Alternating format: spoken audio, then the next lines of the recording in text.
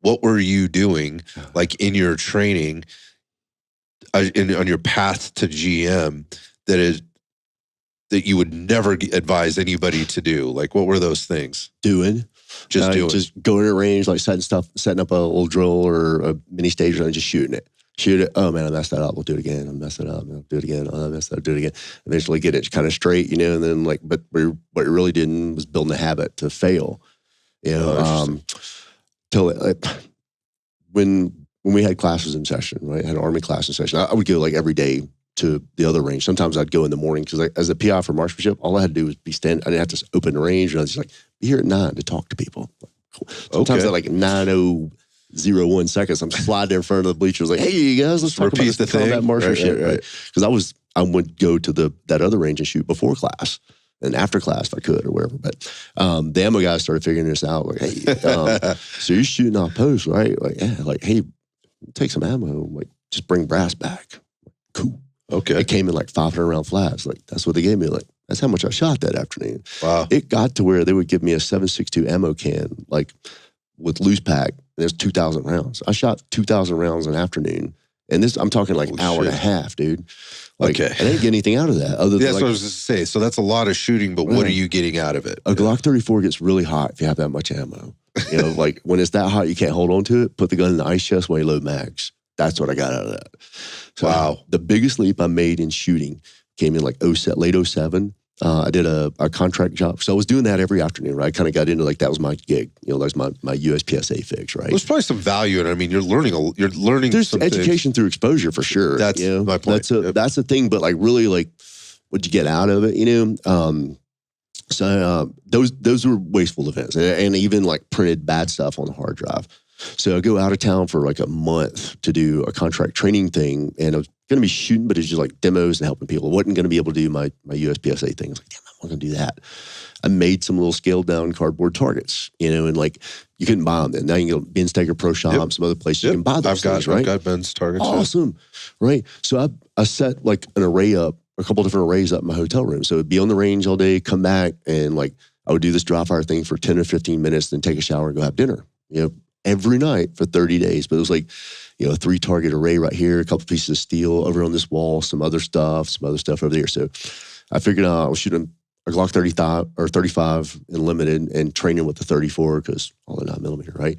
So I figured out, if trying to dry fire a stock Glock trigger, like you press the trigger once and it just sits, right? So not getting any feedback. I was like, put a little piece of cardboard in between the slide and the barrel and like stay it out of battery and can move the trigger back and forth. Like, all right, cool. So I was like, all right, there's those 3 targets, like on the timer, 2 rounds on each of those. Like, I don't know. Accidentally, I noticed that so there's a 3-target array right there. Like, hey, dude, the gun was in between those 2 targets when you pressed the trigger that second time. That would have been a miss. Like, don't want that.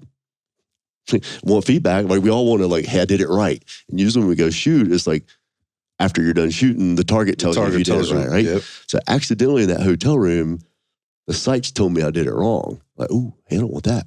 So, and it's just like that kind of how I are. Like nobody wants to go out and just like shoot and just miss, but like we don't know why things aren't going right when we get answers off of targets, right?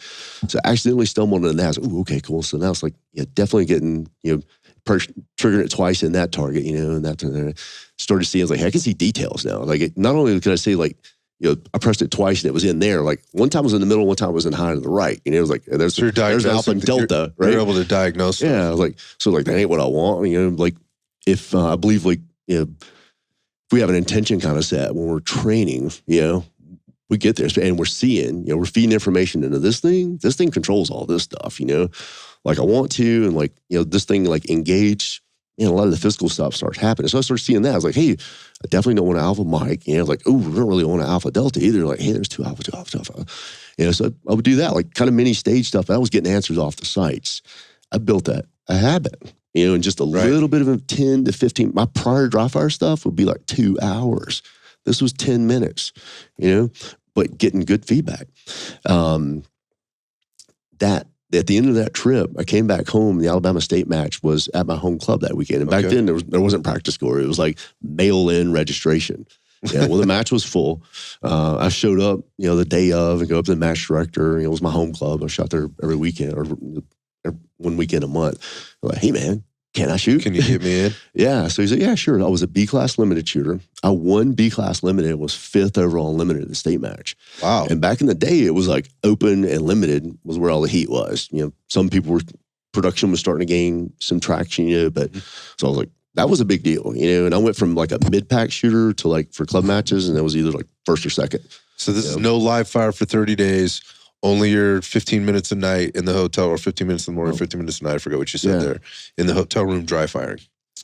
The right way. Not just like doing draws and reloads. I'd done a lot of draws and reloads, but I was getting answers off the sights, and it was like making that habit. Shooting's about habits. Now, everybody's probably heard that saying, like, hey, when it's time to perform, you're not going to rise to the occasion. Right. Default to the lowest level training. Yeah. Right. I look at it this way. It's like, what's going to happen when it's time to perform is your habits show up.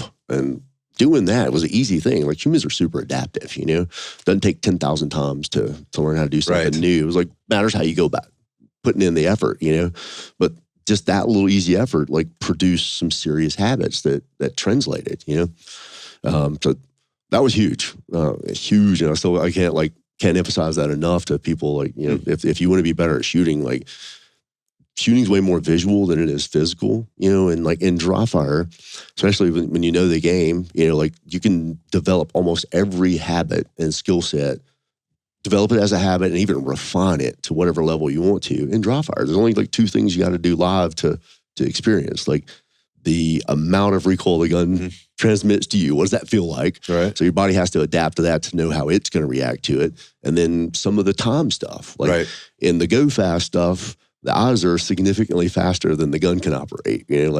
So we'll frequently have like those transition mics where like, hey, there's the target right there. There's the sights. Do this twice. I got to go, and like you leave before the second lift. Well, you got to shoot live to kind of plug in like, hey, how long is it going to take the sights to come back on that target? Kind of build a little bit of that database. Like, hey, this is going to take this long. This is going to take that long, But other than that, like, I mean, all the base, like, what's it going to take to get alphas? What kind of trigger manipulation? Like, what are transitions? Can they look like? Stabilizing the gun while you're moving, all your mechanics, draws, reloads, all that stuff, manipulate. All that can be done in dry fire. And the basic shooting, I've kind of boiled shooting down, like my fundamentals of fast stuff. I like simplified it way down. It's just like a short list of things we got to see and a short list of things we got to do. Even at any level you want to do it, like, those things got to happen.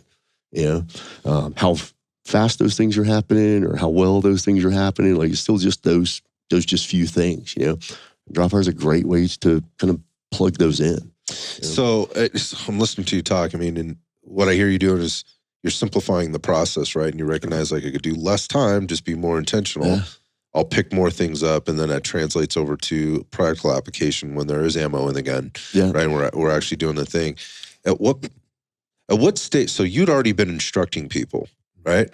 On at the schoolhouse and whatever else. So you'd already had experience giving people instructions, seeing what they did with it, how they applied it, or how they might adjust to it.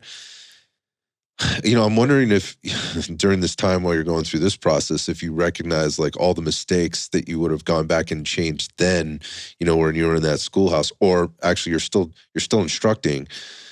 Did this impact how you were going forward instructing students there?